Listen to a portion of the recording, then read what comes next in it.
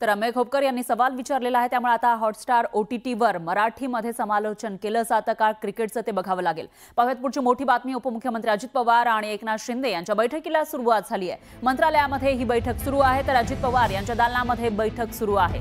नगर विकास खात्यासंदर्भात वित्त नियोजन संबंधी ही बैठक असल्याची माहिती समोर येते। राज्याचे दोन्ही उपमुख्यमंत्री, एक अजित पवार दुसरे एकनाथ शिंदे यांची ही बैठक आहे। तर मंत्रालयामध्ये या बैठकीला सुरुवात झाली आहे आणि यामध्ये नगर विकास खातं जे शिंदेंकडे आहे त्या संदर्भात वित्त नियोजन संबंधी ही बैठक असल्याची माहिती समोर येते। त्यामुळे आता नगर विकास खात्यासंदर्भात वित्त नियोजन कसं केलं जातं, काय या बैठकीमध्ये ठरतं ते बघावं लागेल। आणि नगर विकास खातं हे महत्त्वाचं आहे। त्या काही दिवसांमध्ये पालिकेच्या निवडणुका होणार आहेत, त्या पार्श्वभूमीवर पालिकांसाठी काही खास योजना आणली जाते का तेही बघावं लागेल। आणि या विषयी अधिक माहितीसाठी आपले प्रतिनिधी अजित मांढरे हे आपल्यासोबत फोन लाईनवर जोडले गेले आहेत। अजित, काय सांगाल, दोन्ही उपमुख्यमंत्र्यांची ही बैठक नेमकी कशासाठी आहे? राज्यात एक महत्त्वाचं खातं आहे नगर विकास खातं। या खात्याची जबाबदारी गेली कित्येक वर्ष एकनाथ शिंदे यांच्याकडे आहेत। ते उपमुख्यमंत्री झाले यामध्ये देखील त्यांच्याकडे हे खातं आहे आणि या खात्यामध्ये जे काही नियोजन केलं जातं, कशा रीतीने नगर विकास खात्याचा फंड असेल किंवा तो कशा रीतीने राज्यामध्ये रस्ते किंवा विविध बांधकामांकरता तो वापरला जावा, याचं वित्त नियोजन केलं जातं आणि याच करता अर्थ आणि नियोजन हे खातं अजित पवार यांच्याकडे आहे। आणि यामुळे त्यांची आज बैठक जी आहे ती आयोजित केली होती। त्या बैठकीला उपमुख्यमंत्री एकनाथ शिंदे आलेले आहेत, अजित पवार हे देखील आहेत। त्यांच्यामध्ये बैठक सुरू आहे। नगर विकास खात्यातल्या वित्त आणि नियोजन या बाबतीमध्ये पूर्ण आढावा बैठक जी आहे ती अजित पवार यांच्याकडे आहे आणि त्यानिमित्ताने एकनाथ शिंदे हे त्यांच्या मंत्रालयातील दालनामध्ये आलेले आहेत। त्यांची बैठक सुरू आहे। जवळपास अर्धा तास झाला ही बैठक सुरू आहे। या बैठकीमध्ये नेमकं कशा रीतीनं वित्त आणि नियोजन याचा नगर विकास खात्याला फायदा होतो हे एकनाथ शिंदे हे बैठक संपल्यानंतर स्पष्ट करतील। निश्चितच अजित, धन्यवाद तुम्ही दिलेल्या या सविस्तर माहितीसाठी। या विषयाचे अपडेट आपण घेत राहूयात। आणखी एक मोठी बातमी आहे। महायुतीमधील पालकमंत्रीपदाचा बाज चव्हाट्यावर आल्याचं पाहायला मिळालं आहे। आम्ही प्रामाणिकपणे काम केलं, कोणी अंगावर आलं तर शिंगावर घेऊ असा इशारा शिवसेनेचे मंत्री भरत गोगावले यांनी दिलाय आणि नाव न घेता सुनील तटकरेंना हा इशारा त्यांनी दिलाय। तर शिवसेनेचे आमदार महेंद्र दळवी यांनी तटकरेंना सज्जड दम दिलेला आहे। सुनील तटकरेंनी लक्षात घ्यावं, इथले मोठी घराणेशाही आम्ही संपवली, आता दुसरी घराणेशाही सुद्धा संपवणार आणि तटकरेंना पहिल्या बाकावरून शेवटच्या बाकावर बसवणार असा इशारा महेंद्र दळवी दिलाय। भरत शेठ का नको तर पालकमंत्रीच्या शर्यतीत आहे म्हणून, आणि महेंद्र दळवी का नको तर तिकडे घारे निवडून यायला पाहिजे म्हणून। म्हणजे ह्या काही सेटलमेंट होत नाहीत ना। इकडे जैनभाईंची सेटलमेंट केली दळवीला पाडण्यासाठी आणि आम्हाला केलं की भरत शेठ निवडून आले, मंत्री झाले का पालकमंत्रीचे दावा करतील म्हणून आमच्यासाठी। आणि तिकडं समजा तो लढाई आपली चालू होती थोरवे आणि त्यांची, तो भाग आम्ही बाजूला ठेवतो।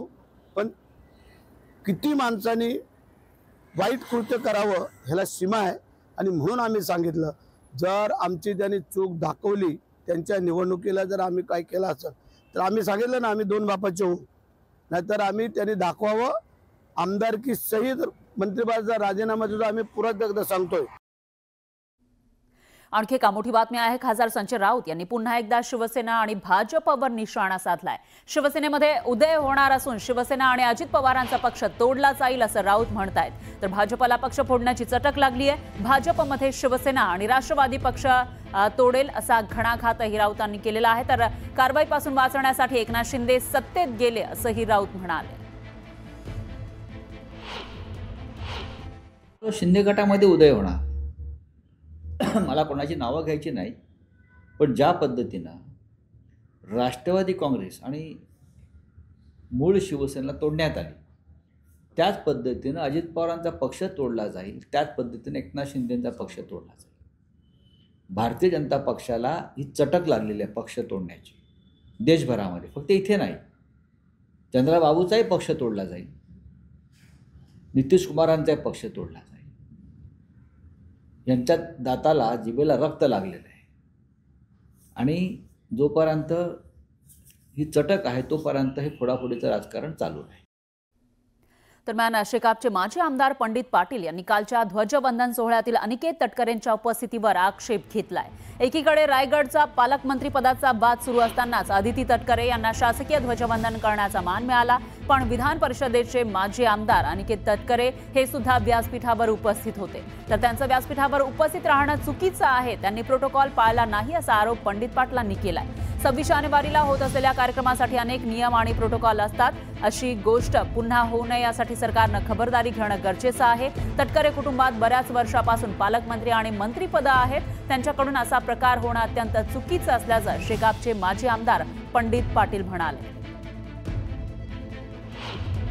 पण आज परिस्थिती अशी आहे की मला वाटतं 75 वर्षाच्या इतिहासात ही घटना पहिल्यांदाच झालेली आहे.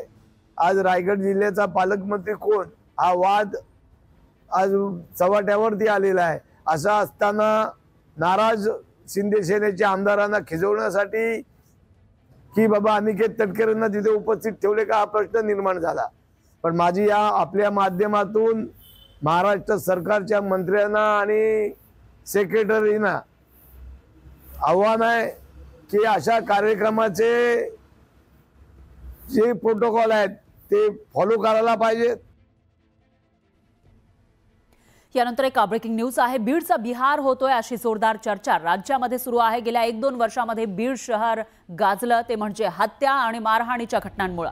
आता यातील हत्येच्या एक घटनांना बाचा फुटू लागली आहे. मसाजोगचे सरपंच संतोष देशमुख यांची निर्घृणपणे हत्या झाली आणि महाराष्ट्रासह देशभरात बीड जिल्हा चर्चेत आला. 9 डिसेंबरला मसाजोगचे सरपंच संतोष देशमुख यांची हत्या करण्यात आली. त्यापूर्वी म्हणजे ऑक्टोबर 2023 मध्ये महादेव मुंडे यांची हत्या झाली होती.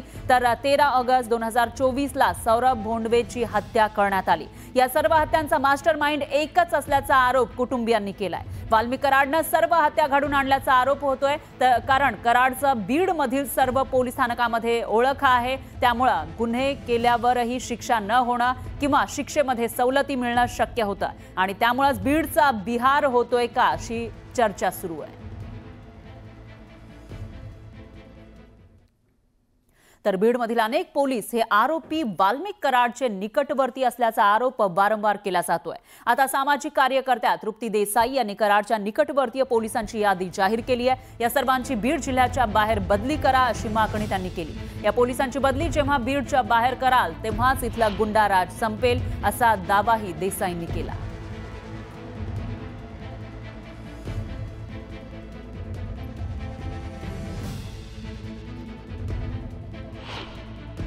बीड जिल्ह्यात अनेक वर्षांपासून जे आहेत ते काही अधिकारी या सर्वांच्या मर्जीनुसार काम करतात किंवा त्यांच्या नजीकचे आहेत. त्याची लिस्ट मी जी आहे ती आता या संदर्भात पाठवत आहे. तर मी गृहमंत्र्यांना हीच विनंती करेन की यापुढे तरी सगळ्या केसेस जे काही प्रकरणं आहेत त्याचा पारदर्शक तपास होणं गरजेचं आहे आणि त्यासाठी वाल्मिक कराडच्या टोळीचा जर आहे तो पर्दाफाश करणं किंवा ते जर पूर्ण थांबवायचं असेल तर या सर्व पोलीस अधिकाऱ्यांची जी आहे ती बदली बीडच्या जिल्ह्याच्या बाहेर करणं गरजेचं आहे.